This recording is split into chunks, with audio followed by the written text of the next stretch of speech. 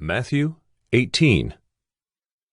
At that time the disciples came to Jesus, saying, Who is the greatest in the kingdom of heaven?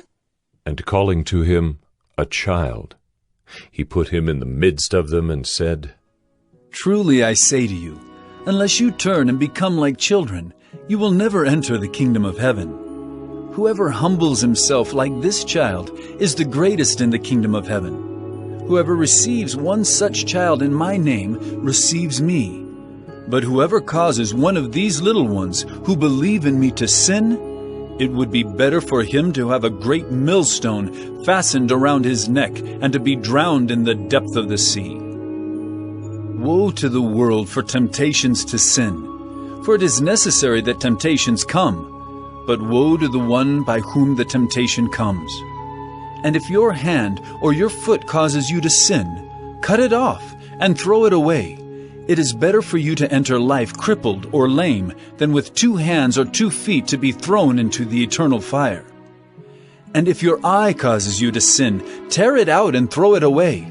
It is better for you to enter life with 1 eye than with 2 eyes to be thrown into the hell of fire. See that you do not despise one of these little ones. For I tell you that in heaven their angels always see the face of my Father who is in heaven. What do you think?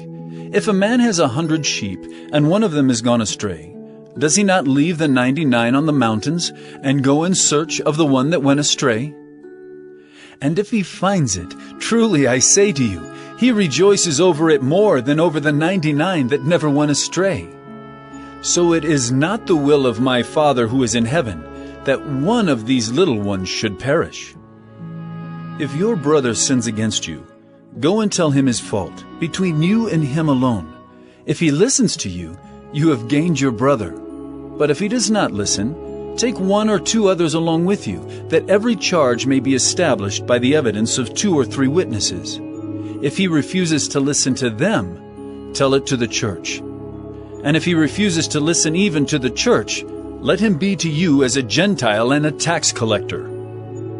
Truly I say to you, whatever you bind on earth shall be bound in heaven, and whatever you loose on earth shall be loosed in heaven. Again I say to you, if 2 of you agree on earth about anything they ask, it will be done for them by my Father in heaven. For where 2 or 3 are gathered in my name, there am I among them. Then Peter came up and said to him, Lord, how often will my brother sin against me, and I forgive him? As many as 7 times? Jesus said to him, I do not say to you 7 times, but 70 times 7. Therefore the kingdom of heaven may be compared to a king who wished to settle accounts with his servants. When he began to settle, one was brought to him who owed him 10,000 talents. And since he could not pay, his master ordered him to be sold, with his wife and children and all that he had, and payment to be made. So the servant fell on his knees, imploring him, Have patience with me, and I will pay you everything. And out of pity for him, the master of that servant released him and forgave him the debt. But when that same servant went out, he found one of his fellow servants who owed him 100 denarii, and seizing him, he began to choke him, saying, Pay what you owe. So his fellow servant fell down and pleaded with him, Have patience with me, and I will pay you. He refused, and went and put him in prison until he should pay the debt. When his fellow servants saw what had taken place, they were greatly distressed, and they went and reported to their master all that had taken place. Then his master summoned him and said to him, You wicked servant, I forgave you all that debt because you pleaded with me. And should not you have had mercy on your fellow servant, as I had mercy on you? And in anger his master delivered him to the jailers, until he should pay all his debt.